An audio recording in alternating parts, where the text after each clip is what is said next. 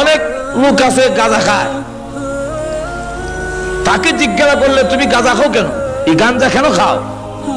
সে বলেন আল্লাহ হওয়ার জন্য, আল্লাহকে ভালোবাসে এই জন্য খায়।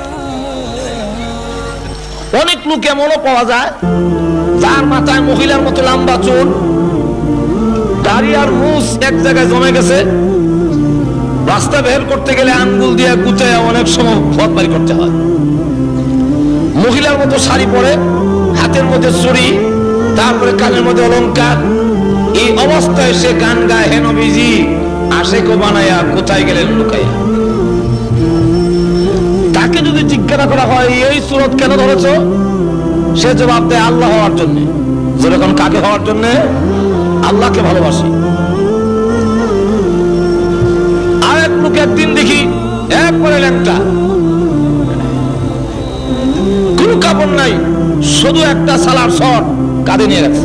লোকেরা মামু ডাকে, তার ভাই হাত দিয়ে চুমু খায়। জিজ্ঞাসা করলাম এই লোকটার বাবাদের চুমু খাও কেন? এবার একজন উলঙ্গ লোক, তার কাছে দোয়া চাও। আমাকে বলে মুখ সামলে কথা বলেন। লোকটার ল্যাংটা হইল মাল আছে। আমি জবাব দিলাম কি আছে না আছে সব তো দেখাই রাখছে। তাকে যদি জিজ্ঞাসা করা হয় এই সুরত কেন ধরছ, তারও দাবি আল্লাহ হওয়ার জন্য। এখন আসুন, সকলের দাবি হলো আল্লাহকে ভালোবাসি। যেরকম কাকে? আরো তো চিৎকার দিয়ে বলুন কাকে? আল্লাহর ভালোবাসার কথা বলা হয়েছে, প্রেমের কথা বলা হয়নি। কারণ কোরআন শরীফ তালাশ করে দেখুন, হাদিস তালাশ করে দেখুন, সব থেকে বলা হয়েছে তুহিব্বুনাল্লাহ। এখানে ওলামায়ে কেরাম আছেন, আমি ভুল বললে আমার কান্না ধরব।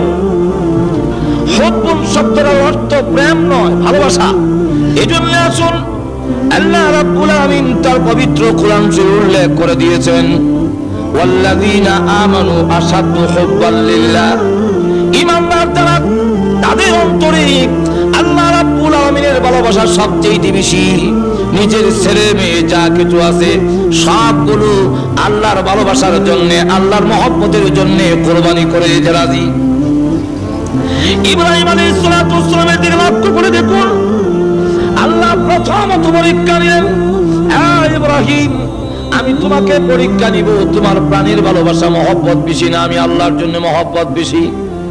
আল্লাহ রাব্বুল আলামিন পরীক্ষা করে দেখলেন, ইব্রাহিম আলাইহিস সালাতু ওয়াস সালাম প্রমাণ করে দিলেন আমার নিজের প্রাণের চাইতে আল্লাহ রাব্বুল আলামিনের ভালোবাসা আমার অন্তরে বেশি। আগুনের সামনে হাজির করা হলো।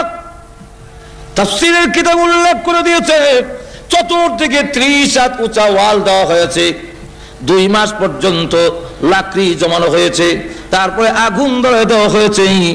ইব্রাহিম আলাইহিস সালাতু ওয়াস সালামের সামনে আগুন। জিবরাইল এসে বলেন আমার কাছে বলুন, আগুন আমি নিভাইয়া দেই। মিকাইল এসে বলে ও আল্লাহর পয়গম্বর আমার কাছে বলুন, আগুন নিভাইয়া দেই। ইব্রাহিম আলাইহিস সালাতু ওয়াস সালাম ডাক দিয়ে বলেন, জিবরাইল ও ইসরাফিল তোমরা এসেছো আগুন নিভাইয়া দেওয়ার জন্য, আমার আল্লাহ কি দেখেন না আমি যে আগুনে জ্বলে যাব? সুবহানাল্লাহ বলবেন না? আমার আল্লাহ কি দেখেন না আমি যে আগুনে জ্বলে ছাই হয়ে যাব? আমার আল্লাহ যদি খুশি হন, আল্লাহর ভালোবাসা মহব্বত পাওয়ার জন্য আমি একবার দুইবার নয় 1000 বার এই আগুনে জ্বলতে রাজি আছি। এখানে পরীক্ষায় উত্তীর্ণ হয়ে গেলেন। এই জন্য ইয়া নারুর ব্যাখ্যা হলো দুটা, ইয়া নারু কুনি বারদাও ওয়া সালামান আলা ইব্রাহিম। এর একটা ব্যাখ্যা হলো যে আল্লাহ নমরুদের আগুনকে বলেছেন, আর একটা হলো নমরুদের আগুন নয়, ইয়া নারু এই আগুন বলতে ইব্রাহিম আলাইহিস সালামের অন্তরে যে আল্লাহর ভালোবাসা, আল্লাহর মহব্বতের আগুন।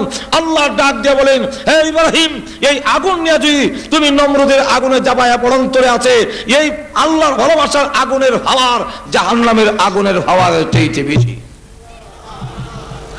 সুতরাং ইব্রাহিম আলাইহিস সালাম যদি এই আগুন নিয়ে জাবায়ে পড়েন, নমরুদের আগুন নিভে যাবে। এই জন্য আল্লাহ রাব্বুল আলামিন যে বলেছেন ইয়া নারু, এ আগুন, এটা ইব্রাহিম আলাইহিস সালামের মহব্বত, ভালোবাসার আগুন। ইব্রাহিম আলাইহিস সালাম সেখানে উত্তীর্ণ হয়ে গেলেন, পাশ হয়ে গেলেন। আবার যখন নাকি ছেলে হলো, ছেলেও দোয়া করে এনেছেন আল্লাহ রাব্বুল আলামিনের কাছ থেকে, দোয়া করলেন আল্লাহ একটা ছেলে চাই, একটা ছেলে দাও, রাব্বি হাবলি মিনাস সালিহিন। আল্লাহ রাব্বুল আলামিন দয়া করে দোয়া কবুল করে ইব্রাহিম আলাইহিস সালাতু ওয়াস সালামকে একটি ছেলে দিলেন। এই ছেলের নাম ইসমাইল। যেরকম কি নাম? এই ইসমাইল আলাইহিস সালাতু ওয়াস সালাম 1 বছরের হতে না হতে আল্লাহ হুকুম দিলেন এমন জায়গায় নির্বাসন দিতে হবে যেই জায়গায় কোনো বৃক্ষ, তরলতা, গাছ কিছু নাই। সেই ইতিহাস আমি যাব না, শুধু দৃষ্টান্ত স্বরূপ বলছি। ইব্রাহিম আলাইহিস সালাতু ওয়াস সালাম প্রস্তুত হয়ে গেলেন। আপনি যদি 98 বছর বয়সে, 99 বছর বয়সে একটি সন্তান পান, এই সন্তান আপনি নির্বাসন দিতে আপনার অন্তরে বাজবে, এমন সন্তান কেমনে দেই? ইব্রাহিম আলাইহিস সালাতু ওয়াস সালাম 1 বছরের সন্তান সহ হাজারা একবারে নির্বাসন দিয়ে দিলেন। পানি নাই, খাবার নাই, কিচ্ছু নাই। এই অবস্থায় দিয়ে আল্লাহ হুকুম দিলেন তুমি চলে আসো, তুমি থাকতে পারবে না। ইব্রাহিম আলাইহিস সালাতু ওয়াস সালাম যখন চলে আসতেছেন, এই সময় সূরা ইব্রাহিমের ব্যাখ্যায় তাফসীরে মারিফুল কোরআনে উল্লেখ করা হয়েছে হাজরা আলাইহিস সালাম ডাক দিয়ে বলেন আপনি কোথায় যাচ্ছেন? এই মরুপ্রান্তরে আমাদের যখন পানি শেষ হয়ে যাবে, খাবার শেষ হয়ে যাবে, আমাদের খাবারের ব্যবস্থা কে করবে? পানির ব্যবস্থা করবে কে? উনি কোনো জবাব দেন না। 1 বার, 2 বার, 3 বার, চতুর্থবারে তিনি ডাক দেবেন স্বামী হ্যাঁ আমি জানি আপনি আল্লাহর পয়গম্বর, এত নিষ্ঠুর হতে পারেন না, এত কঠোর হতে পারেন না। আপনি আমাদেরকে রেখে কেন যান? আল্লাহর হুকুম হয়েছে নাকি চলে যাওয়ার জন্য? ইব্রাহিম আলাইহিস সালাম আকাশের দিকে আঙ্গুল উঠাইয়া বললেন, ইশারা দিলেন আল্লাহ রাব্বুল আলামিন হুকুম দিয়েছেন তাই আমি চলে যাই। যেই মাত্র কথা বলেছেন হাজরা আলাইহিস সালাম ডাক দিয়ে বলেন আল্লাহর যদি হুকুম হয়ে থাকে আপনি চলে যান, আমার কোনো আপত্তি নাই। আমি আল্লাহর কসম করে বলি এমন আল্লাহর প্রতি আমি ঈমান আনি নাই যে আল্লাহ মরু প্রান্তরে আমার খাবার পৌঁছাইতে পারে না। আল্লাহ রাব্বুল আলামিন মরু প্রান্তরে খাবার পৌঁছাবার মতো ক্ষমতা আছে তো? আরো জোরে চিৎকার দিয়ে বলুন আছে কি নাই? ভাইরা আমার, ইব্রাহিম আলাইহিস সালাতু ওয়াস সালাম ছেলে নির্বাসন দেওয়ার বেলায়, মহব্বতের বেলায় ফাঁস, যেরকম ঠিক কিনা? শুধু তা না, এক একটা করে ইব্রাহিম আলাইহিস সালাম ওনার ছেলেকে কুরবানি দেওয়ার জন্য যে আল্লাহর হুকুম হলো, সেখানে কুরবানি দেওয়ার জন্য প্রস্তুতি গ্রহণ করে নিলেন। হাতে ছুরি ধরলেন, আল্লাহু আকবার বলে ফেলবে। আল্লাহ ডাক দিয়ে বলেন আমি যা চেয়েছিলাম তা তো পেয়ে গেলাম, আর কুরবানি হওয়ার প্রয়োজন নাই। আমি চেয়েছিলাম এটা দেখার জন্য সন্তানের প্রতি ভালোবাসা বেশি না আমার প্রতি বেশি। সুবহানাল্লাহ। আল্লাহ রাব্বুল আলামিন বলেন পরীক্ষায় উত্তীর্ণ হয়ে গেছে, যেহেতু ছুরি হাতে নিয়েছেন, আল্লাহু আকবার, এখন তো গলায় ছুরি লাগায় দেবে।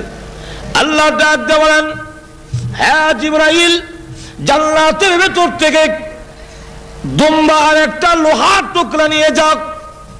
ইব্রাহিম আলাইহিস সালাতু ওয়াস সালামের ছুরি যেন ইসমাইলের গলা কাটতে না পারে, ইসমাইলের তুতার নিচে লোহার টুকরা ধরে রাখবা। জিবরাইল আলাইহিস সালাতু ওয়াস সালাম বলেন আমি তখন সিদরাতুল মুনতাহার কাছে, তখন একটা দুইটা নয় 6 শতানের পাকায় একবারে ছেড়ে দিয়ে টান দিলাম। মিনা বাজারের ময়দানে গিয়ে দেখি ইব্রাহিম আলাইহিস সালামের ছুরি এখনো যায় নাই, আমি তার আগে জান্নাতি টুকরা নিয়ে হাজির হয়ে গেছি। তুতার নিচে লোহার টুকরা ধরে রাখছেন ইব্রাহিম আলাইহিস সালাম, আর যাবার সময় বলছেন আল্লাহু আকবার। যেই মাত্র আল্লাহু আকবার বলেছেন, ইব্রাহিম আলাইহিস সালামের কানে আওয়াজটা গেল, তখন তিনি ডাক দিয়ে বলেন কে তুমি? এই মরু প্রান্তরে আমার ছেলে আর আমি ছাড়া কেউ নাই। আল্লাহু আকবার কে বলেছো? এই মিনাতে তো আর কেউ নেই, নিশ্চয় আল্লাহর কোন রহমতের ফেরেশতা হবে। তাহলে শোনো, আল্লাহর রহমতের ফেরেশতা যদি হয়ে থাকো, আশ্চর্য হয়ে গেছো যে আমার ছেলে, আমি একমাত্র সন্তান, কিভাবে আমি জবে করছি, এই দৃশ্য দেখে আশ্চর্য হয়ে গেছো। তুমি শুনে রাখো আল্লাহু আকবার, লা ইলাহা ইল্লাল্লাহু, আল্লাহু আকবার, লা ইলাহা, এর অর্থ হলো লা মাহাব্বাতা ইল্লাল্লাহ, আল্লাহ ছাড়া কারো মহব্বত নাই। আমার আল্লাহর ভালোবাসার সামনে আমার সন্তানকে 1000 বার কুরবানি করতে রাজি আছে। আল্লাহু আকবার। এইভাবে দেখেন, লক্ষ্য করে দেখেন, আল্লাহর ভালোবাসা যদি হয় তাহলে সকল কিছু কুরবানি দিতে পারে আল্লাহ ভালোবাসার সামনে। যারা বলুন ঠিক কিনা? তাহলে আল্লাহ রাব্বুল আলামিন বলেন, আল্লাহ রাব্বুল আলামিনকে যারা ভালোবাসে, এই কথা যারা বলে যে আমি আল্লাহকে ভালোবাসি, আল্লাহর ভালোবাসা তো বলা যায় সহজ, কিন্তু আল্লাহর ভালোবাসা কিভাবে পাওয়া যায়? আল্লাহর ভালোবাসা পাওয়া বড় কঠিন। আল্লাহর ভালোবাসা যদি না পাওয়া যায় তাহলে আমার জীবনের সবকিছু ব্যর্থ। এখন আল্লাহর ভালোবাসা কেমনি পাওয়া যাবে? আল্লাহ রাব্বুল আলামিন বলেন, হে রাসূল আপনি বলুন, মূর্তির মাধ্যমে, মূর্তির পূজার মাধ্যমে, মূর্তিগুলোর দাহত্যের মাধ্যমে, ঈসা আলাইহিস সালাতু ওয়াস সালামকে আমার সন্তান বানানোর মাধ্যমে, আর উযাইর আলাইহিস সালাতু ওয়াস সালামকে আমার সন্তান বানানোর মাধ্যমে কখনো আমার ভালোবাসা পাওয়া যাবে না। আপনি জানায়া দিন, ইন কুনতুম তুহিব্বুনাল্লাহ ফাত্তাবিউনি ইউহিব্বুকুমুল্লাহ। হে রাসূল আপনি বলুন, তোমরা যদি আল্লাহকে ভালোবাসো তাহলে অবশ্যই অতঃপর ফাত্তাবিউনি, আমি রাসূলকে অনুসরণ করো, আমার জীবনকে ফলো করো। ফাত্তাবিউনি, আমাকে অনুসরণ করো। আমাকে অনুসরণ করলে কি হবে? ইউহিব্বুকুমুল্লাহ, আল্লাহ রাব্বুল আলামিনের ভালোবাসা পাওয়া যাবে এবং তোমাদের জীবনের সকল গুনাহ আল্লাহ মাফ করে দিবে। তাহলে আল্লাহর ভালোবাসা পেতে হলে রাসূলের জীবন আদর্শকে অনুসরণ করতে হবে। যেরকম ঠিক কিনা? আরো জোরে বলুন ঠিক কিনা? যদি আল্লাহর ভালোবাসা বলে আমি আল্লাহকে ভালোবাসি, তাহলে বলুন দেখি মূর্তির পূজার মাধ্যমে আল্লাহর ভালোবাসা পাওয়া কি সহজ? সম্ভব? কেন? আল্লাহ রাসূল মূর্তির সামনে মাথা নত করে নাই। অতএব মূর্তির সামনে মাথা নত করে কখনো আল্লাহর ভালোবাসা যারা দাবি করে, এই দাবি হবে কিন্তু আল্লাহর ভালোবাসা পাওয়া যাবে না। এতক্ষণ পর্যন্ত আলোচনার মাধ্যমে বোঝা গেল আল্লাহর ভালোবাসা পেতে হলে রাসূলকে অনুসরণ করতে হবে, রাসূলের জীবনকে আমরা ফলো করতে হবে, রাসূলের জীবন আদর্শকে আমরা গ্রহণ করতে হবে। এখন রাসূলের জীবন আদর্শ গ্রহণ করব কেন? যেরকম ঠিক না? রাসূলের জীবন আদর্শ গ্রহণ করার কারণ হলো, একটা মানুষকে মানে যেই সমস্ত গুণগুলোর কারণে একে অন্যকে ফলো করে, অনুসরণ করে, এই সবটি গুণ একমাত্র আমাদের নবীর কাছে ছিল। আল্লাহ রাব্বুল আলামিন বলেন যে এই চরিত্রের অধিকারী একমাত্র বিশ্ব নবী ছাড়া পৃথিবী আর কাউকে আল্লাহ পাঠান নাই। যেরকম ঠিক কিনা? ওয়া ইন্নাকা লাআলা খুলুকিন আযীম। আল্লাহ রাব্বুল আলামিন বলেন রাসূলের চরিত্র হলো মহান চরিত্র। এখন আসুন, এই চরিত্র হলো তিন ভাগে বিভক্ত। একটা চরিত্র হলো খুলুকে আহসান, মানে উত্তম ভালো চরিত্র, আরেকটা হলো উত্তম চরিত্র, আরেকটা হলো মহান চরিত্র। ভালো চরিত্র হলো আপনি যদি তাকে গালি দেন তাহলে সে পাল্টা আবার একটা সমান সমান গালি দিয়ে দিল, বেশি দিল না, এই লোকটা মোটামুটি ভালোই। আর যে লোকটা নাকি আপনি গালি দিলে তাকে সে মাফ করে দেয়, এটার নাম হলো উত্তম চরিত্র। আর মহান চরিত্র হলো তার কাছে তাকে কেউ গালি দিলে, তার সাথে খারাপ আচরণ করলে পাল্টা উনি তার সাথে এমন সুন্দর আচরণ করেন যে আচরণে তার খারাপ চরিত্র ভালো হয়ে যায়। এই চরিত্রটা ছিল একমাত্র মুহাম্মাদুর, আর যখন মুহাম্মাদুর। এই জন্য আসুন আল্লাহর হাবিব রাহমাতুল লিল আলামিনের কাছে সূর এসে বলা হয়ে গেছে, যারা জিনা করত রাসূলের কাছে এসে এক সাহাবী বলেন, ইয়া রাসূলুল্লাহ, ইয়া হাবিবাল্লাহ, আমি জিনা করতে মন চায়, আমার জিনার জন্য অনুমতি দিন, পারমিশন দিন। আমাদের দেশের কোন জিনাকারী বেবিচারী কি পীর সাহেব হুজুরের কাছে গিয়ে বলবে নাকি যে আমাকে জিনা করার অনুমতি দিন? আর যদি বলে তাহলে জুতাটা ফিরানো শুরু হয়ে যাবে। কিন্তু আল্লাহর হাবিব রাহমাতুল লিল আলামিন রাগ করলেন না, গুসা করলেন না, তাকে শুধু বললেন, ঠিক আছে আগে বলো তোমার বোনের সাথে যদি কেউ জিনা করতে চায় তুমি পারমিশন দিবি কি? না গো হুজুর, হাত ভেঙে ফেলবো। কেউ যদি তোমার মেয়ের সাথে জিনা করতে চায় তুমি পারমিশন দিবি? হুজুর বলেন কি, ঠ্যাং ভেঙে গেলাম। তোমার মার সাথে যদি কেউ জিনা করতে চায় তুমি অনুমতি দিবি কি? হুজুর ওর মাথা ভেঙে ফেলবো। ঠিক আছে, তোমার স্ত্রীর সঙ্গে যদি কেউ জিনা করতে চায় তুমি পারমিশন দিবি কি? হুজুর ইসরাফিলের সিংহে ফু দেওয়ার আগে আমি নিজে ফু দিলাম, কিয়ামত শুরু করে দেবে। আল্লাহ রাসূল বলেন, এবার জবাব দেখ, পৃথিবীর যত মহিলা আছে সব মহিলা 4 ভাগে বিভক্ত, হয়তো কারো মেয়ে, না হয় কারো বোন, আর না হয় কারো মা হবে, না হয় কারো স্ত্রী হবে। তুমি যার সাথে জিনা করবে ওই মহিলা তো কারো বোন, না হয় কারো মেয়ে, না হয় কারো মা, না হয় কারো স্ত্রী। তোমার কাছে যেমন তোমার মার ইজ্জত আছে, তোমার কাছে যেমন তোমার স্ত্রীর ইজ্জত আছে, তোমার কাছে যেমন তোমার বোন এবং তোমার মেয়ের ইজ্জত আছে। যেই লোকের বোনের ইজ্জত নষ্ট করবে তারও তো বোনের ইজ্জত আছে, কেমনে নষ্ট করবে? তার কাছে তো খারাপ লাগবে। এমনি লোকটা দিল, হুজুর এমন সুন্দর চরিত্র জীবনে কোনোদিন কারো কাছে পাই না গো আল্লাহর হাবিব, আজ থেকে তওবা করলাম, আজ জিন্দেগিতে কোনোদিন আমি জিনা করব না। ভাইরা আমার, তাহলে দেখা গেল রসুলের চরিত্রের কাছে আসলে খারাপ চরিত্রের লোক ভালো হয়ে যায়। আল্লাহু আকবার। অসংখ্য ঘটনা যারা নাকি পরিবর্তন হয়ে গেল, আগে জিনা করতো এখন জিনা করবে দূরের কথা, সামান্য অন্যায় করার কারণে খালি কান্দে আর কান্দে। একটি ঘটনা আপনাদের সামনে তুলে ধরি।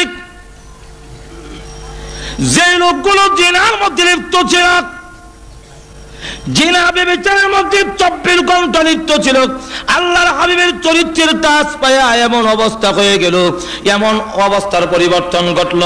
হযরত সালাবাতুল আনসারী নামে একজন সাহাবী, সালাবাতুল আনসারী, ওনার বাড়ি হলো মদিনা, আর মক্কা থেকে হিজরত করে এসেছেন, তার নাম হলো সাঈদ ইবনে আব্দুর রহমান। এই দুইজনকে রাসূল ভ্রাতৃত্ব করে দিয়েছেন, তোমাদেরকে ভাই ভাই বানায়া দিলাম, এক ফ্যামিলিতে চলাফেরা করবে। তবুকের যুদ্ধের সময় আল্লাহর হাবিব রাহমাতুল আলামিন যুদ্ধের মধ্যে চলে গেলেন, আর সাঈদ ইবনে আব্দুর রহমানকে সাথে নিয়ে গেলেন। সালাবাতুল আনসারী রাদিয়াল্লাহু আনহু ওনার ফ্যামিলির দায়িত্ব গ্রহণ করে নিল, কিন্তু যুদ্ধে যাওয়ার পরে শয়তান প্ররোচনা দিয়ে সালাবাতুল আনসারীর সামনে তুলে ধরা হলো,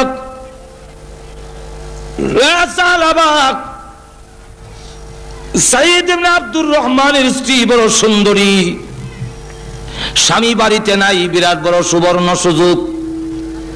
এই প্রলোভন দিয়ে পর্দার ভিতরে নিয়ে গেল। সালাবা ওই মহিলার হাত গিয়ে ধরেছে, যেই মাত্র টান দিল, মহিলা ডাক দিয়ে বলে, সালাবা রে, তোর কি আল্লাহর ভয় নাই? কিয়ামতের মাঠে কি তুই আল্লাহর সামনে দাঁড়াবে না? তোর ভাইয়ের আমানতের খেয়ানত তুই কেমনে করবি? কিয়ামতের মাঠে আল্লাহর সামনে কি জবাব দিবে? বিশ্বাসঘাতকতা এবং জিনা যদি করস।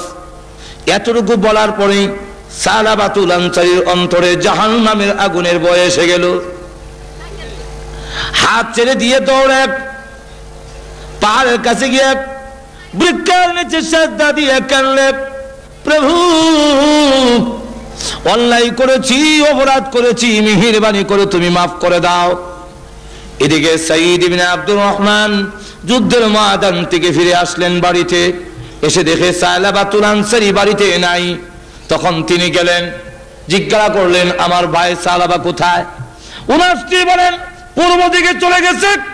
সালাবাতুল আনসারীর অনুসন্ধানে বের হয়ে গেল, গিয়ে দেখে পাহাড়ের ভিতরে গাছের নিচে সিজদা দিয়ে কান্দে, প্রভু গো আমি গুনাহগার, তুমি গফফার, আল্লাহ তুমি যদি মাফ না করো, আল্লাহ আমি জাহান্নামের আগুন সহ্য করতে পারবো না। আল্লাহ কিয়ামতের দিন লাঞ্ছনা অপমান সহ্য করতে পারবো না, মেহেরবানি করে আমার জীবনের গুনাহ মাফ করে দাও।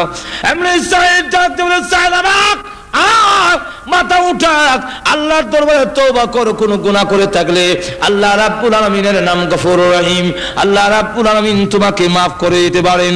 সাহাবা ডাক দিয়ে কয়, ভাই সাঈদ আমি বাড়িতে যাব না, আমার এই চেহারা আর দেখাবো না, তুমি যদি আমাকে বাড়িতে নিতে হয় আমার দুইটা হাত গাড়ির সঙ্গে বেঁধে অপমানিত গোলামের নায় টেনে নিতে পারো, আমি আর মদিনায় যাব না।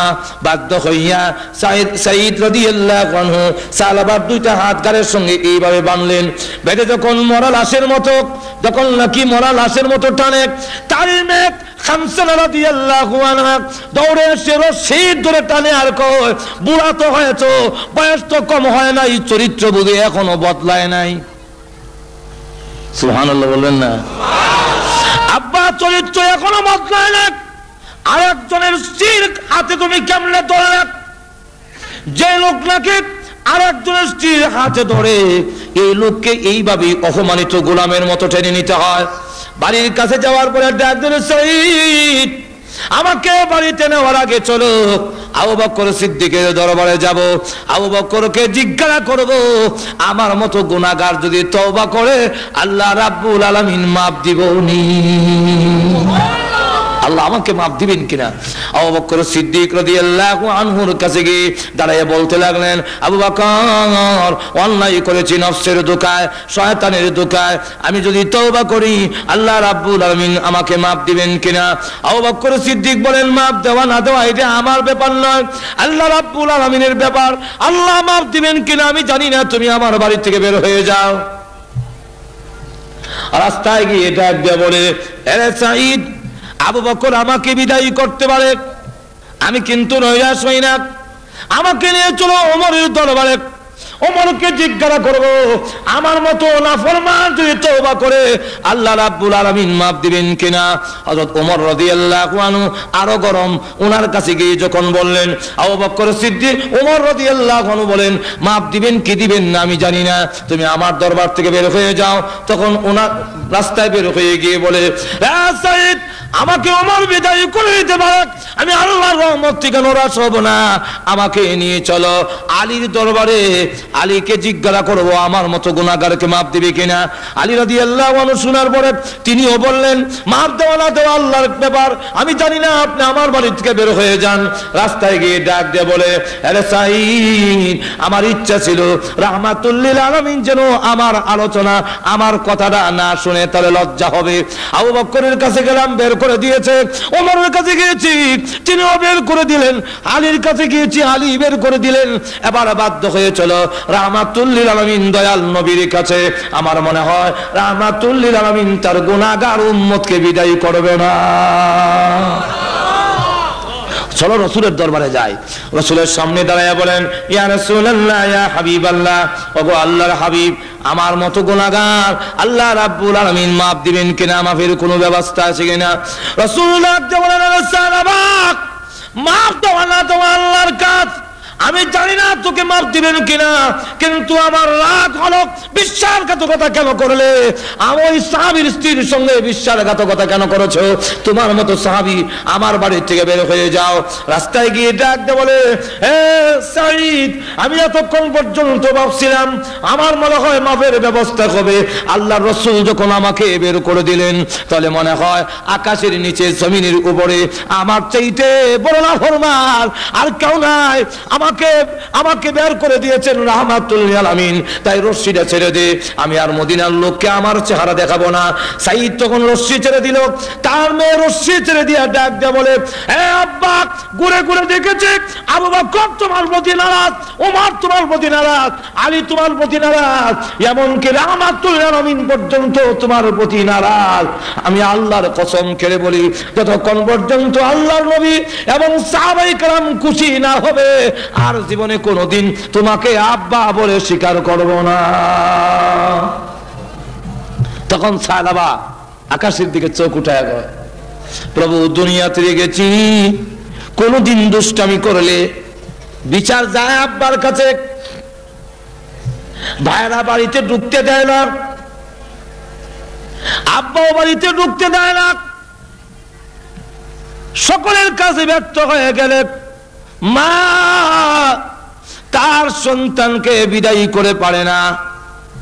প্রভু গো, আবু বকর বিদায় করার পরে উমরের দরবারে যেতে পেরেছি, ওমর বিদায় করার পরে আমি আলীর দরবারে যেতে পেরেছি, আলী বিদায় করার পরে রাহমাতুল লিল আলামিনের দরবারে যেতে পেরেছি, রাসূল বিদায় করে দেওয়ার পরে তোমার রহমতের দরজায় হাজির হয়েছি।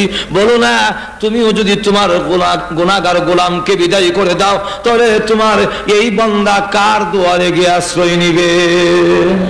আল্লাহ সকলে বিদায় করলেও তুমি তোমার গুনাহগার বান্দাকে বিদায় করতে পারো না, আবার গিয়ে পাহাড়ের ভিতরে সেজদা দিয়ে, গাছের নিচে সেজদা দিয়ে কান্দে। এই মুহূর্তে আল্লাহর পক্ষ থেকে কোরআনের আয়াত নাজিল হয়ে গেল। জিবরাইল হাজির হয়ে গেছেন, হাজির হয়ে বলেন, ওগো আল্লাহর নবী, এই মাখলুকগুলোর মালিক কে, আপনি না আল্লাহ? রাসূল বলেন, মাখলুকের মালিক তো আল্লাহ। তো আল্লাহ যদি মাখলুকের মালিক হয়ে থাকে, তাহলে সাহাবাকে আপনি কেন বিদায় করলেন? তার তামাম জীবনের গুনাহ এই মুহূর্তে আল্লাহ মাফ করে দিয়েছে। যেই মাত্র এই কথা বলেছে, এমনি রাসূল বলেন, আবু বকর একটু কুছ করে দেখো না আমার সায়লাবা কোথায় আছে। হযরত উমর দাঁড়ায় বলেন, হুজুর আমাকে অনুমতি দেন, আমিও যাব, কারণ আমিও দোষী, আমার কাছে এসেছিল, আমি তাকে বিদায় করে দিয়েছি। হযরত আলী দাঁড়ায় বলেন, ইয়া রাসূলুল্লাহ, ইয়া হাবিবাল্লাহ, আমাকে অনুমতি দেন, আমিও যাব, কারণ আমিও দোষী। হযরত সালমান ফারসি রাদিয়াল্লাহু আনহু দাঁড়ায় বলেন, ওগো আল্লাহর হাবিব, আপনি আমাকে অনুমতি দেন, আমি মুরব্বী সাহাবী, আমার বয়স বেশি। ওগো আল্লাহর নবী, উনি ইসলাম ধর্ম গ্রহণ করে সময় এত লম্বা হায়াত আর কোন উম্মতে সাহাবীদের মধ্যে, উম্মতে মুহাম্মদের মধ্যে কিয়ামতের আগ পর্যন্ত কেউ এত লম্বা হায়াত পাবে না। সালমান ফারসি ইসলাম ধর্ম গ্রহণ করে সময় ওনার বয়স হলো 120, ইন্তেকালের সময় ওনার বয়স হলো 350। আর তুজরে কন্যা সুবহানাল্লাহ, 350 ওনার বয়স।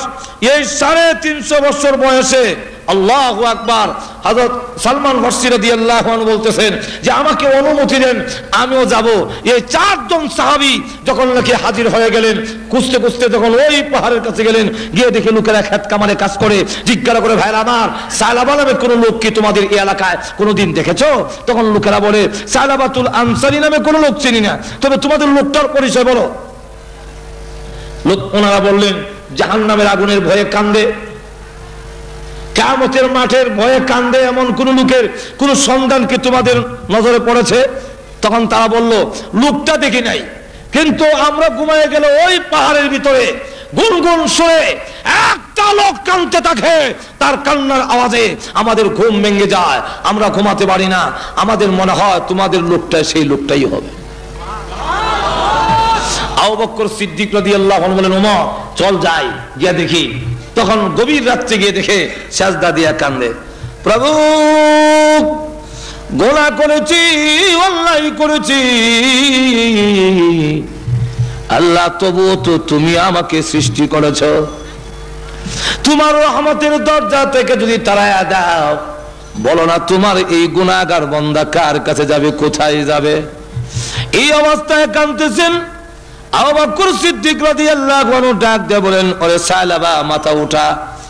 তখন তিনি ডাক দিয়ে বলেন, অন্ধকারে লোক চেনা যায় না, কিন্তু আওয়াজে বুঝতে পেরেছি তুমি আবু বকর। আমি আপনার কথায় আমি যাব না, আপনি না আমাকে বিদায় করে দিয়েছেন, যতদিন আল্লাহ আমাকে মাফ না দিবে আমি আর যাব না, মদিনায় লোকদেরকে চেহারা দেখাবো না। এমনি হযরত উমর ওই গর্তের পরে দাঁড়ায় বলেন, মাথা উঠা, আর কাউকে হবে না, আল্লাহ রাব্বুল আলামিন তোর জীবনের গুনাহ মাফ করেছে বলে এই মুহূর্তে কোরআনের আয়াত নাজিল হয়েছে। এমনি সালাবাতুল আনসারী মাথা উঠায় আর বলে, আল্লাহ সত্যি তোমার নাম রহমানুর রহিম, সকলে বিদায় করলেও তুমি তোমার গুনাহগার বান্দাকে বিদায় করে দিতে পারো না। সালাবাতুল আনসারী সহ 5 জন সাহাবী মদিনার দিকে রওনা দিলেন। মদিনার ভিতরে যখন ঢুকছে, তখন হযরত বিলাল ফজরের আযান দেয়।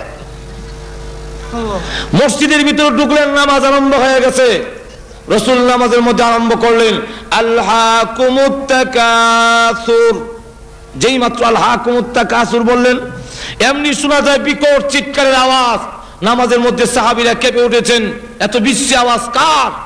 আবার রাসূল বললেন, হাত্তা যুরতুমুল মাকাবির। এমনি শুনে আরেকটা বিকট আওয়াজ। এই বিকট চিৎকারে সাহাবীদের মধ্যে কম্পন শুরু হয়ে গেছে, কাঁপতে লাগলেন। এমন বিশ্রী আওয়াজ কে দিল? নামাজের সালাম ফিরানোর পরে আসসালামু আলাইকুম রাহমাতুল্লাহ, আসসালামু আলাইকুম রাহমাতুল্লাহ। পিছনের দিকে তাকায়া দেখেন সালাবাতুল আনসারী জমিনে পড়ে গড়াগড়ি করতেছে। আল্লাহর হাবিব দৌড়ে গেলেন, কাছে যাওয়ার পরে এমনি নড়াচড়া বন্ধ হয়ে গেছে। রাসূল বলেন, সালমান আমার সালাবার ফালস পরীক্ষা করে দেখো, মুখে পানি দাও, মাথায় পানি দাও। এমনি সালাবাতুল হযরত সালমান ফারসি রাদিয়াল্লাহু আনহু ফার্স পরীক্ষা করে বুকে হাত দিয়ে বলেন, ওগো আল্লাহর নবী, আপনার সাহাবী সালাবাতুল আনসারীর মুখে আর পানি দেওয়ার কোনো প্রয়োজন নাই, মাথায় পানি দেওয়ার প্রয়োজন নাই। সালাবাতুল আনসারী কলিজা ফেটে চিরদিনের জন্য এই পৃথিবী থেকে বিদায় হয়ে গেছে। রাসূল তখন বলেন, তোমরা গোসল দাও, কাফন পরাও, আমি রাসূল নিজে তার জানাজার নামাজ পড়াবো। এই মুহূর্তে দৌড়ে তার মেয়ে খামসা রাদিয়াল্লাহু আনহা বুকে জড়ায়া দৌড়লেন, আব্বা গো, আমি অন্যায় করেছি, আমি অপরাধ করেছি, আমি বলেছিলাম সাহাবীরা রাহমাত তুই আমিন খুশি না হলে তোমাকে আব্বা বলে স্বীকার করবো না, তুমি তোমার অঙ্গীকার পুরা করেছো, রাসূলকে খুশি করেছো, সাহাবায়ে কেরামকে খুশি করেছো, এমনকি আল্লাহকে পর্যন্ত খুশি করেছো, কিন্তু আমি যে জীবনের জন্য আমার আব্বা হারালাম, আমি আর জীবনে কাকে আব্বা বলে ডাকবো, আমি আর কাকে আব্বা বলবো? এইভাবে যখন কাঁদতে লাগলেন, রাসূল কাছে গিয়ে বলেন, খামসানা আর কান্দিস না, তোর কান্না আমার বুকে দারুণ ব্যথা হয়, দারুণ কষ্ট হয়। যদিও সালাবাতুল আনসারী পৃথিবী থেকে বিদায় হয়ে গেছেন, আমি মুহাম্মদ তো বিদায় হয়ে যাই নাই, বাকি জিন্দেগীর জন্য আমি রাসূল তোর আব্বা হয়ে গেলাম। যেই মাত্রই কথা বললেন, রাসূল বলেন, তোমরা কাফন পরায় নাও। কাফন পরালেন, রাসূল নিজে জানাজার নামাজ পড়ালেন।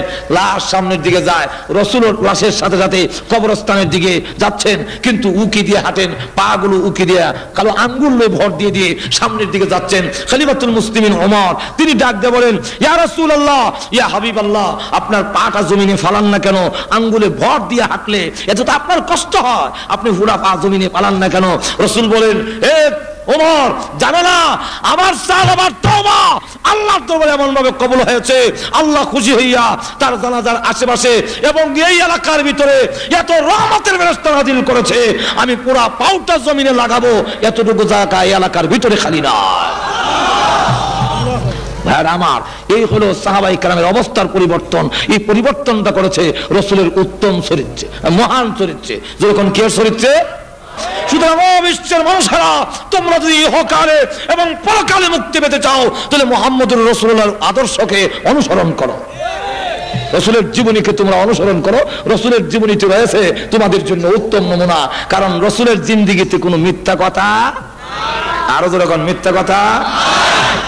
মহান চরিত্র কাকে বলে? আল্লাহু আকবার। এই চরিত্র একমাত্র রাসূলের, কারণ জীবনে কাউকে গালি দিবে দূরের কথা, ওনাকে কেউ যদি আঘাত করছে রাসূলের কাছে দেয়া যায়, হলো আপনার মরণ হোক। মা আয়েশা বলেন, বেয়াদব, তোর মরণ হোক। রাসূল বলেন, আয়েশা, জীবনে কোনোদিন কাউকে এমন শক্ত কথা বলবে না, আল্লাহ নম্র এবং ভদ্রকে ভালোবাসে।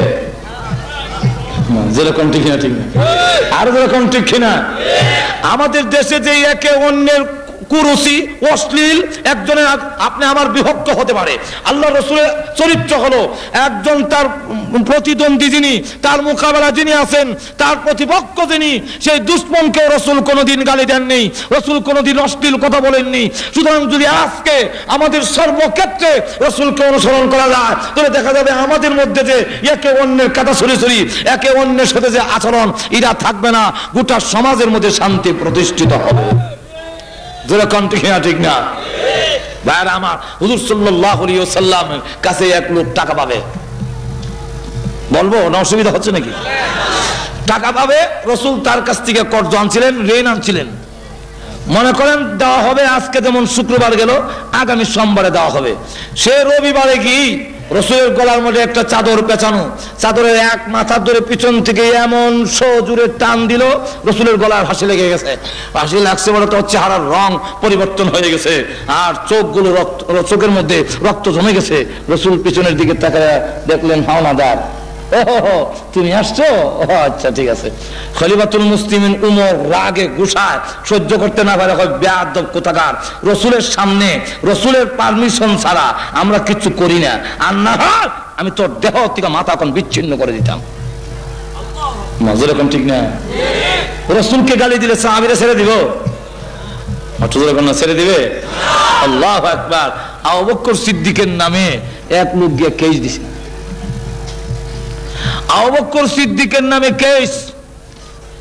এক ইহুদি, হুজুর আপনার আবু বকর সিদ্দিক আমাকে চট দিয়েছে, আমি ড্রেনে পড়ে গেছি, এই দেখেন আমার চামড়া উঠে গেছে, এর জন্য বিচার প্রার্থী হইলাম।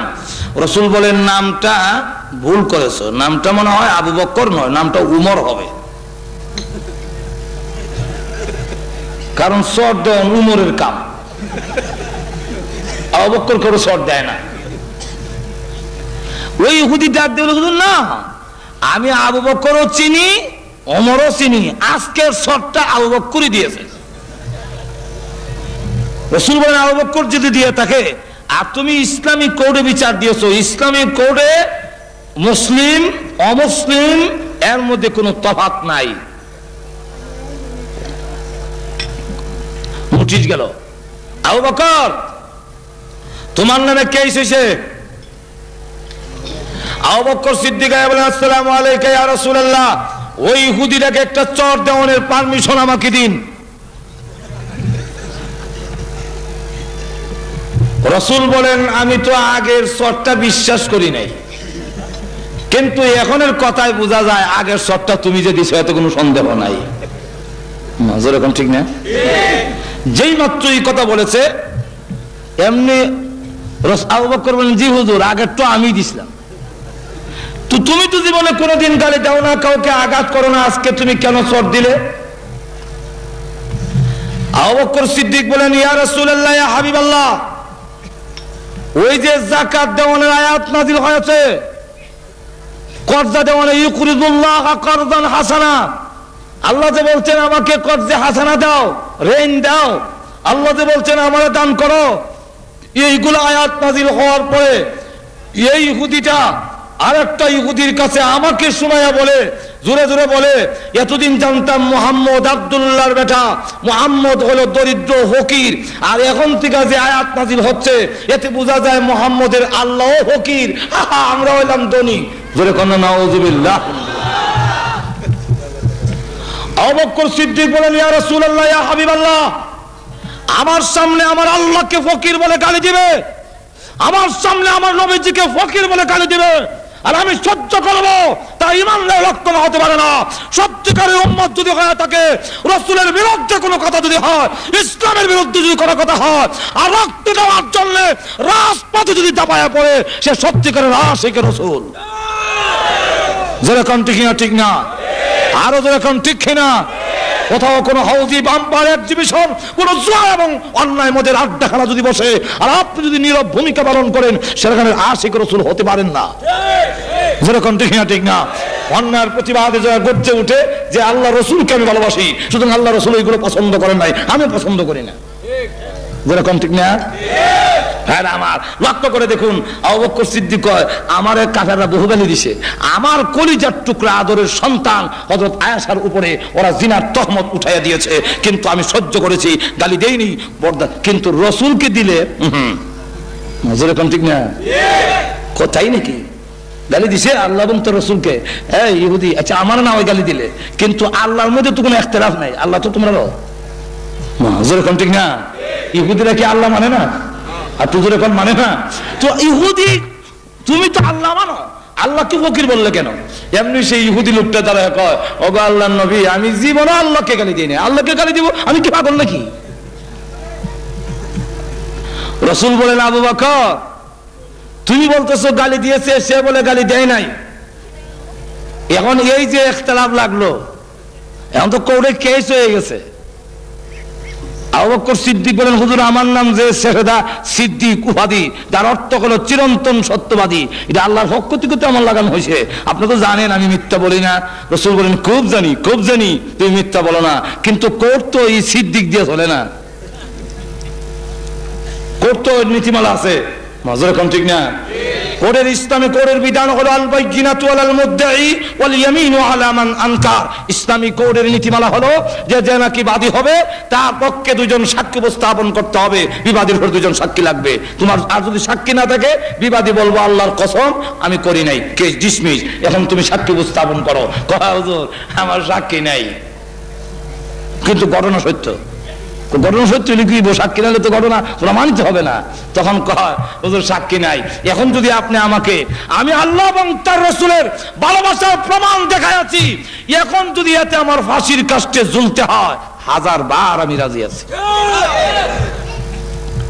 রাসূল বলেন রাজি থাকলে প্রস্তুত হও, তোমার বিপক্ষেই আমি রায় দেব। তুমি তাকে চর দিয়েছো, চরের বদলা চর। আবু বকর সিদ্দিকের বিরুদ্ধে চরের রায় হয়ে যাবে, যে একটা চর আবু বকরে দেওয়া হবে। এই ইহুদি আর একটা চর তাকে দিয়ে দিবেন, এই পরিমাণ বড়। আল্লাহু আকবার। এমনি শুনে জিবরাইল আসার ঘন্টার আওয়াজ শোনা যায়। ঘুমাই গেছেন তো, সুবহানাল্লাহর আওয়াজ নাই। আরো যে চিৎকার দিয়ে বলুন সুবহানাল্লাহ। যেই মাত্র দেখা যায় জিবরাইল আসতেছে, রাসূল বলেন অপেক্ষা করো, এই মুহূর্তে জিবরাইল আসে কেন? নিশ্চয় আবু বকরের পক্ষে আল্লাহর পক্ষের কোন সিদ্ধান্ত আসতে পারে। হুজুর আপনার কানে কানে বলে আবু বকর সিদ্দিকের বিরুদ্ধে রায় দেওয়ার আগে আল্লাহ রাব্বুল আলামিনের কোরআনের আয়াতটা আগে শুনুন, তারপরে রায় দিবেন। সুবহানাল্লাহ বলবেন না? আবু বকর সিদ্দিকের পক্ষে আল্লাহ কোরআনের আয়াত নাযিল করেছেন, লাকাদ সামিআল্লাহ কওলাল্লাযীনা ক্বালু ইন্নাল্লাহা ফাকীরুন ওয়া নাহনু আগনিয়া।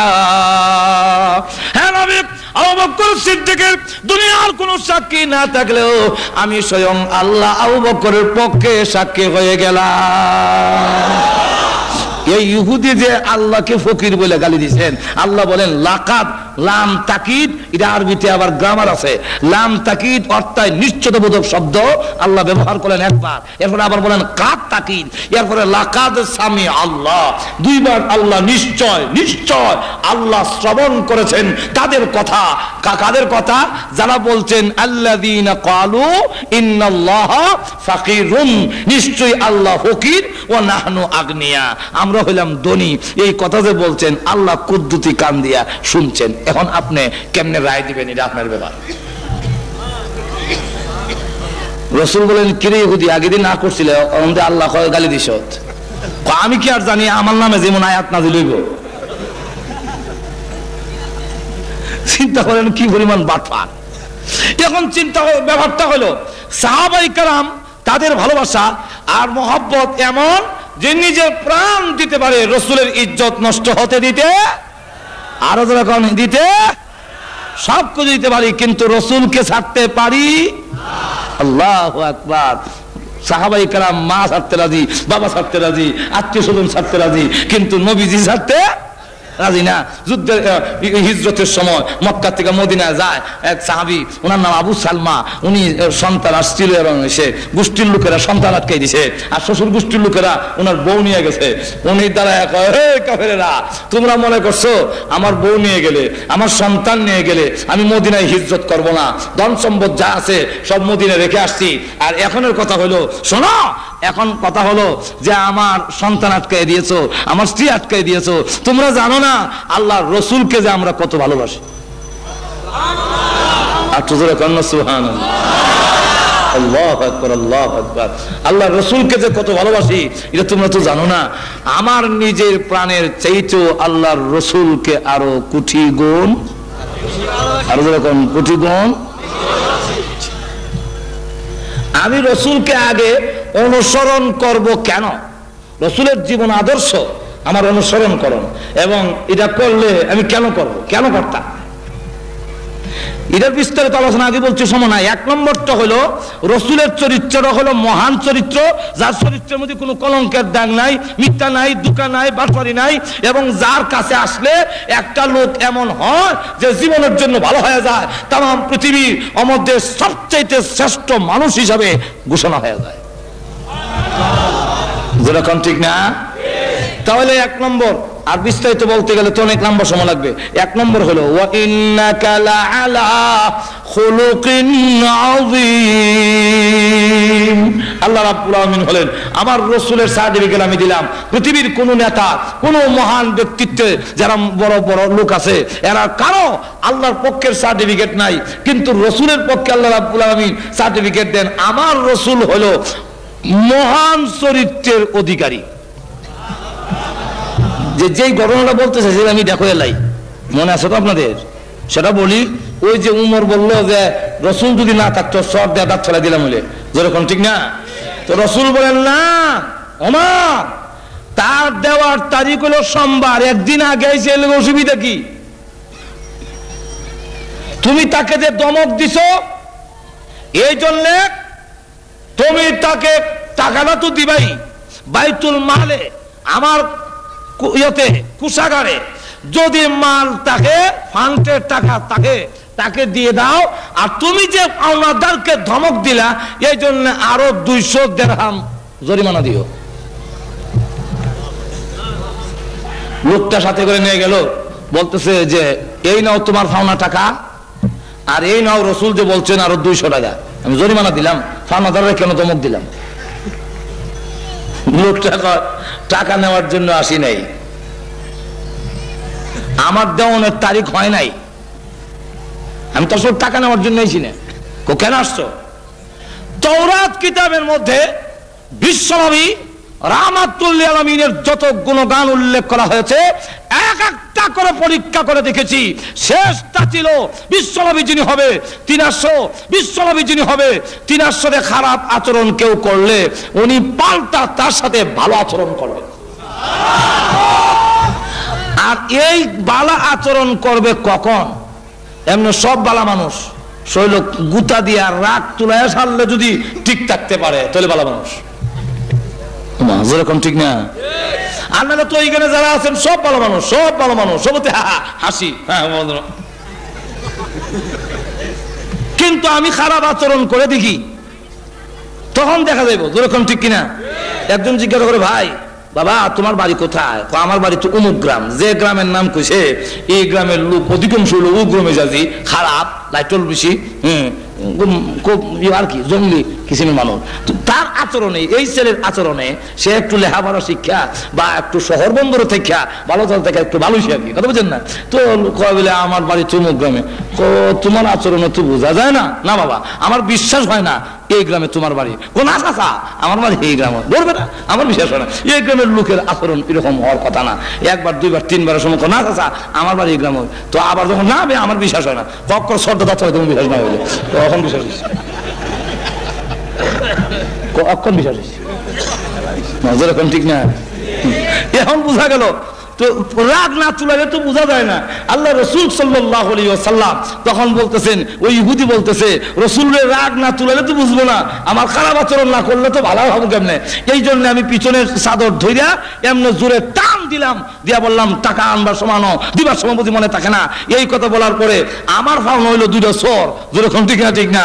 কিন্তু চোর না দিয়ে আল্লাহ রসুল সাল্লাল্লাহু আলাইহি ওয়াসাল্লাম আমাকে বললেন, মুস্কি হাসি দিয়া বললেন, আরো বললেন জরিমানা দেওয়ার লেগে, আপনি যে দমক দিচ্ছেন ওটার জন্য জরিমানা দেওয়ান। এতে বোঝা গেল, প্রমাণিত হইল, পরীক্ষায় পাস করলো উনি বিশ্বনবী, উনি রাহমাতুল আলামিন। সুতরাং আর একটা মুহূর্ত দেরি করতে চাই না, টাকা নেওয়ার জন্য আসি নাই, আমি এসেছি ইসলাম ধর্ম গ্রহণ করার জন্য।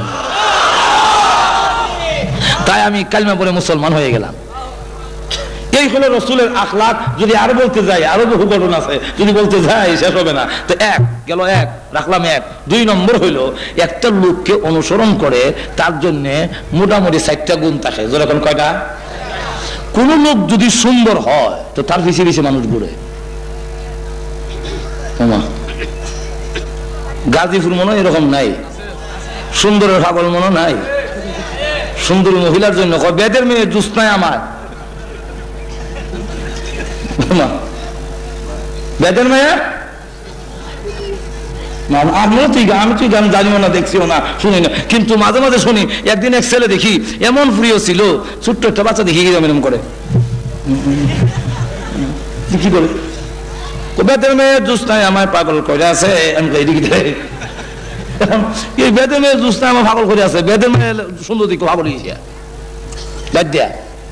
যা যাব সুন্দরের জন্য একজন আরেকজনকে অনুসরণ করে, পুরুষ হোক নারী হোক, যেরকম, ঠিক না?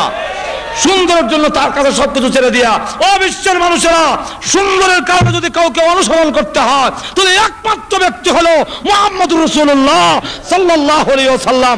মুহাম্মদের চাইতে সুন্দর আকাশের নিচে জমিনের উপরে আল্লাহ কাউকে সৃষ্টি করেন না। সুতরাং রসুলের সুন্দর। হাসান হুসাইন বলে না না, এই ঘর থেকে ওই ঘরে যাবো, একটু লাইট দেন না, অন্ধকার। রসুল বলেন লাইট দেবো কই থেকে, চুলা তুই আগুন নাই, তোমরা আবার লাইট দেবো, তবে আমি যাওয়ার ব্যবস্থা করে দিই, যাও তো। কেমনি করবেন? রসুল এমনি মুস্কি হাসি দিলেন। যে মাত্র মুস্কি হাসি দিছেন, হাসান হুসাইন রাদিয়াল্লাহু আনহুমা বলেন যে আমরা এই ঘর থেকে ওই ঘরে আলুর মাঝখান দিয়ে দৌড়ে চলে গেছি। আকাশে বিদ্যুৎ চমকাইলে যেভাবে জিলকি দিলে যেভাবে অন্ধকার দূরীভূত হয়, নানার দাঁত মোবারক যখন বের হয়েছে বোঝা গেল আকাশে বিদ্যুৎ চমকাচ্ছে। কোন মানুষ সুন্দর ঠিকই, কিন্তু চোখটি বিলাই চোখ, যেমন টনি। কোন মানুষ সাদা ঠিকই, কিন্তু দেখতে বানরের মতো, যেমন বুশ। যেরকম ঠিক না, ঠিক না? কোন মানুষ চামড়া দলা ঠিকই, তা দলা দেখেছি আমি দেশ। কোন মানুষ দলা ঠিকই, কিন্তু তার গাল চাবার বৃত্তে ঢুকিয়া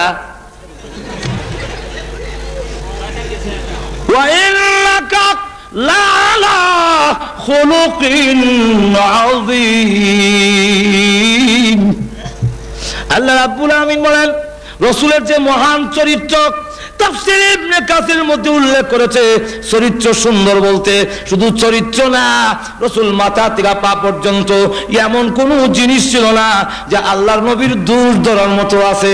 এজন্য শামাইলে তিরমিজির মধ্যে উল্লেখ করেছে আল্লাহর রাসূল লম্বাও ছিলেন না, বাটিও ছিলেন না, কারণ লম্বা হইলেও দোষ, বাটটা হইলেও দোষ।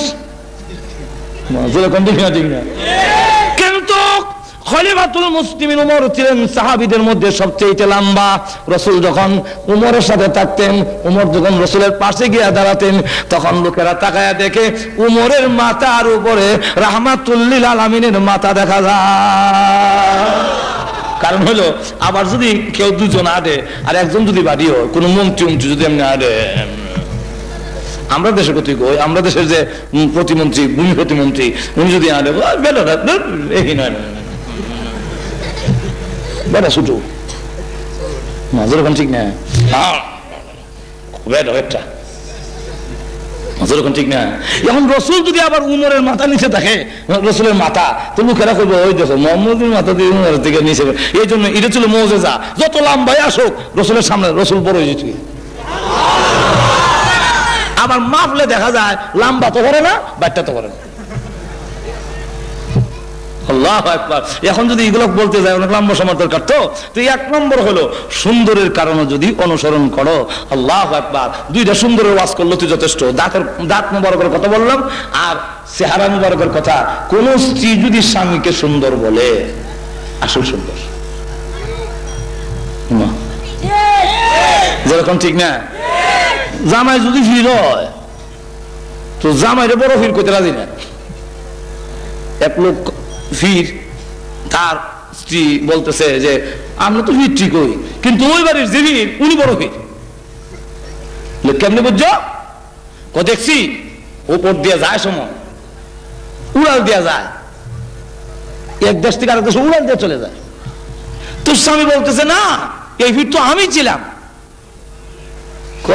তুমি আসলা বলে এর লেগে দেখছি কমরটা একটু বাঁকা। সে কিন্তু স্বামীকে খুব তাড়াতাড়ি একটা মানে না, কিন্তু মা রাদিয়াল্লাহু আনহা বলেন আমার স্বামী রাহমাতুল আমিন এত সুন্দর। ইরশাদুল কারি ইলা সহিহুল বুখারী, ওই বুখারীর ব্যাখ্যা গ্রন্থের মধ্যে লিখেছে মা আয়েশা বলেন অন্ধকার রজনীতে আমার করে এশা নামাজের পরে আল্লাহর নবী যখন প্রবেশ করতেন, তখন রাসূলের চেহারার সামনে একটা সুইচের ছিদ্র দিয়া আমি সুতা ঢুকাইতে পারতাম। আল্লাহু আকবার। ওই দিকে আমি শেষ রাখলাম সুন্দর। দুই নম্বর হলো কারো যদি বুজুর্গ বেশি থাকে, বুজুর্গ হয়, বুজুর্গ বুঝেননি, আল্লাহর সাথে যার সম্পর্ক বেশি, কামালতি, এই লোকের পিছনে কিছু লোক আসেনি, যখন আসেনি, এই এই লোকটা যদি আল্লাহর ওলি হয়ে যায়, শাহজালাল, মঈনুদ্দিন চিশতি এই জাতীয় লোক যদি হয়, তখন যেরকম ঠিক না, ঠিক না, তার জন্য পাগল দেওয়ানা, লক্ষ লক্ষ লোক পাগল হয়ে যায়। ও দুনিয়ার মানুষ, এমন যদি হয়, এর কারণে যদি হয়, তো রসুলকে অনুসরণ করতে হবে। কারণ রসুল হাত উঠাইতে দেরি, আল্লাহর দরবারে তা কবুল হইতে একটা সেকেন্ড দেরি হয় না। আল্লাহু আকবার। ওই দিকেও যদি যায় লম্বা হয়ে যাবে। আবু হুরায়রা রাসূলের দরবারে বসে কাঁদেন, তো রাসূল জিজ্ঞাসা করেন, কান্দুস কেন? কান্দি, প্রত্যেক দিন আমি বাড়িতে গেলে মা আমাকে মারে আর বলে বাড়ি ছেড়ে দিতে হবে। আমি আর বুখারী শরীফের ঘটনা, আমার মা আমাকে বলছেন যে আমি মুহাম্মদের দরবার ছেড়ে দেওয়ার জন্য। আমি আমার মাকে বলছি, মা শুধু আপনার বাড়ি কেন, আল্লাহর কসম করে বলে তামাম পৃথিবী ছেড়ে দিতে পারি, কিন্তু একটি মুহূর্তের জন্য রাহমাতুল লিল আলামিনের দরবার ছাড়তে পারবো না। বুঝি মুহাম্মদকে অনেক গালিগালাজ করলো।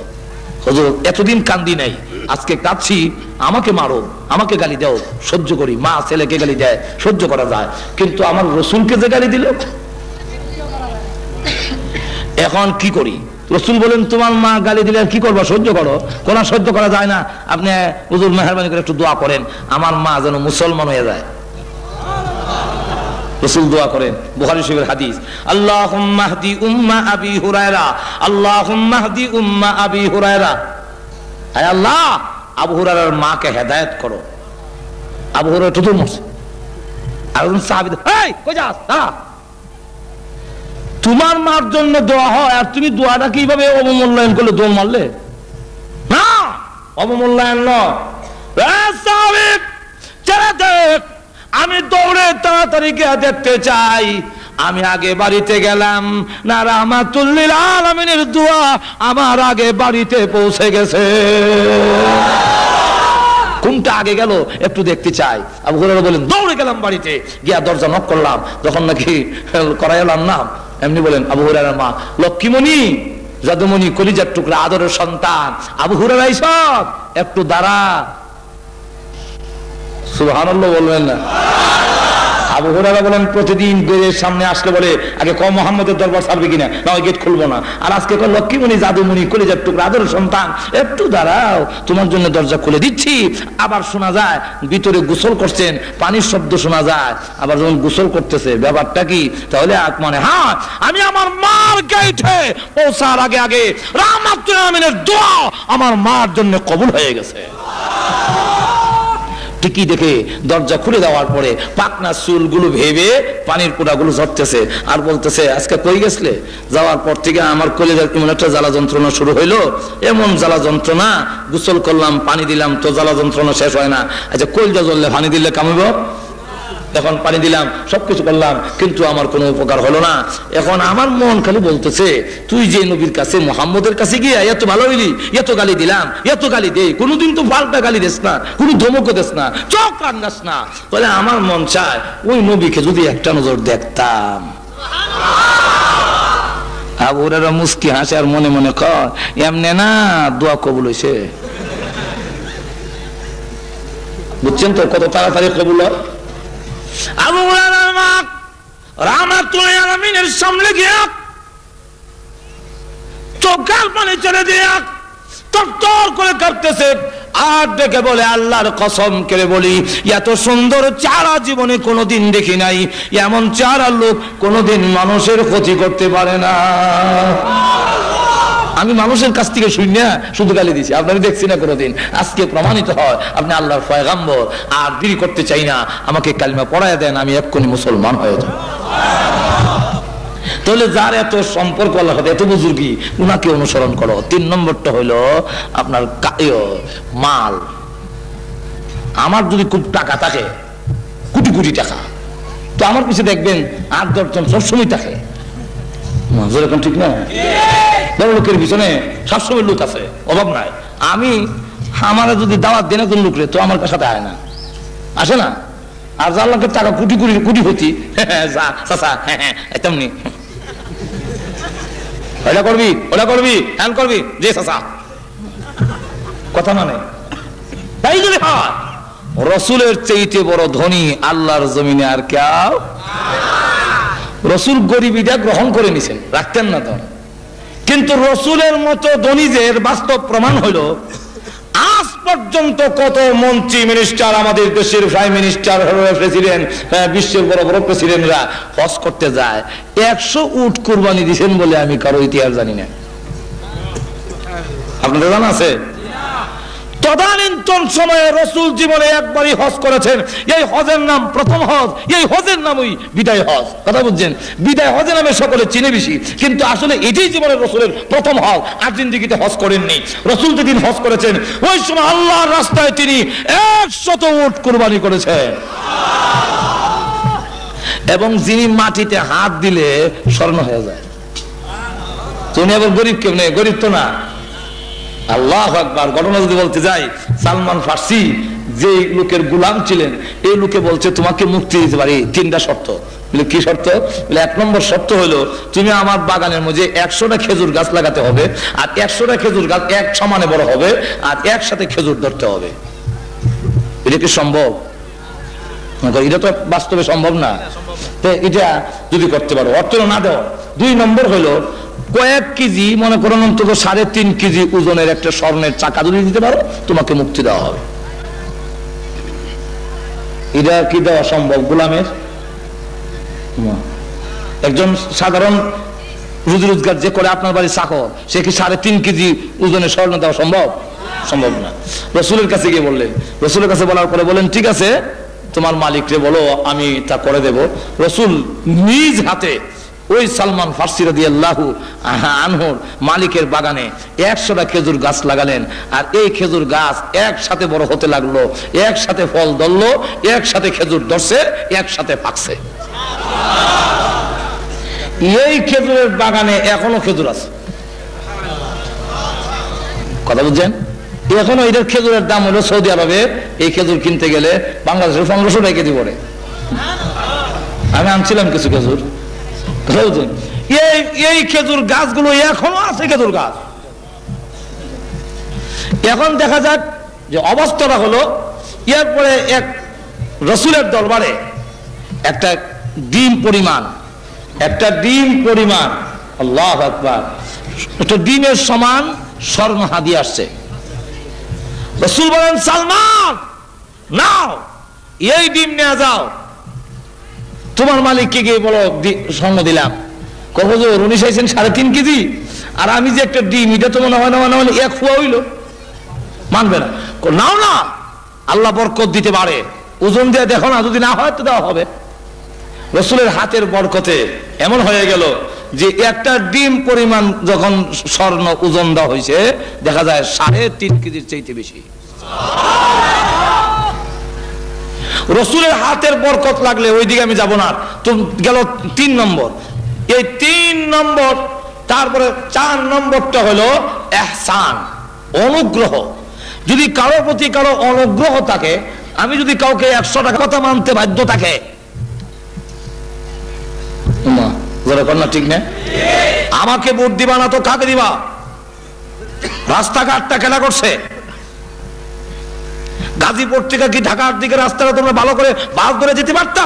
এই রাস্তা আমি করছি, সুতরাং আমাকে ভোট দিতে হবে। কথা বুঝছেন না? এমন কিছু দেখায়। ইহসান, অনুগ্রহ যদি কারো প্রতি কারো থাকে, তখন সে তার কথা মানতে মানুষের বাধ্য হয়। আল্লাহর রসুলের অনুগ্রহ আমাদের প্রতি আসেনি না নাই? আরো জোরে বলুন, আসেনি না নাই? সুতরাং তাকে তার জীবন আদর্শ অনুসরণ করতে হবে। এখন আসুন, আরো বলতে গেলে আরো অনেক কারণ। মোটামুটি কথা হলো, শেষ কথাটা আমি বলে ফেলি। বহু উলামায়ে কেরাম এখানে উপস্থিত আছেন। আমি লম্বা সময় ওয়াজ করা, এটা আমার অভ্যাস নেই এইভাবে। আর আরেকজনকে বসে রেখে ওয়াজ করা নেই, দাওয়াতে মেহমান। এবার আমি মাইক লইলে আমার সারলাম না, কারণ এই ওয়াজ করতে করতে ডেলি 2টা 3টা পর্যন্ত করার লাগে। ওয়াজের তো শখও নাই যে ওয়াজ করতেই হবে। আর এই উলামায়ে কেরাম অন্য দাওয়াতে মেহমান বসায় রেখে লম্বা ওয়াজ করা, ওনারা আরাম করতো তাও একটা কথা ছিল, আর ওনাদেরকে বসায় রেখে ওয়াজ করে একটা বেয়াদবি বলে বোঝা যায়। এই জন্যে আমি আল্লাহ মানা করে শেষ কথাটা বলতে চাই। আমরা পৃথিবীতে যত নেতা, যাদেরকে অনুসরণ করা যায়, এমন লোককে যদি অনুসরণ করেন, কিয়ামতের মাঠে পাওয়া যাইব তো? বুশকে অনুসরণ করলে, টনিকে, আচ্ছা আমরা দেশই করে বলি, রাগ হইেন না, বঙ্গবন্ধু শেখ মুজিবুর রহমান, তারপরে জিয়াউর রহমান, তারপরে আমরা এরশাদও যদি মারা যায়, কথা বুঝেননি, এই যা আছে যতগুলো আছে আমরাও মনে করেন আছি, আমরা তো কিয়ামতের মাঠে একজনেরও হাতটা হওয়া যাবে না। যেরকম ঠিক না, ঠিক না, আরো যেরকম ঠিক খেলা।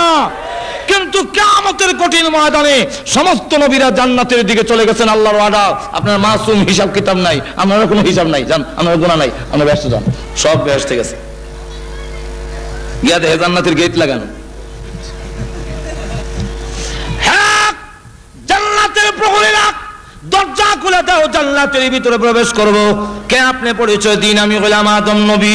দাঁড়ান, সময় হয় নাই, আবার ডাক দিয়েছে, কে আপনি পরিচয় দিন, আমি হলাম নূহ নবী। দাঁড়ান, সময় হয় নাই, আপনি কে, আমি হইলাম হযরত ইব্রাহিম নবী। দাঁড়ান, সময় হয় নাই, আপনি কে, আমি হইলাম হযরত মূসা নবী। দাঁড়ান, সময় হয় নাই, আবার ডাক দিয়েছে, কে আপনি পরিচয় দেন, আমি হইলাম ঈসা নবী। দাঁড়ান, সময় হয় নাই। কি ব্যাপার, আদম আলাইহিস সালাম থেকে ঈসা পর্যন্ত কইলাম, সকলে খালি কইলে সময় না, সমার কোন দিন হবে? এমনি জান্নাতের প্রক্রিয়া ডাক দেয়া বলে, যত নাম শুনি, আদম শুনি, নূহ শুনি, ইব্রাহিম, মূসা, ঈসা নবী শুনি, মুহাম্মদ নাম শুনি না কেন? এই নবী কি আপনাদের এখানে হাজির হয় নাই? না, উনি তো এখনো আসে নাই। উনি এখন কোথায়? উনি এখনো কিয়ামতের কঠিন ময়দানে উম্মতের চূড়ান্ত ফয়সালা না শোনা পর্যন্ত একটা কদমও জান্নাতের দিকে বাড়াবে না।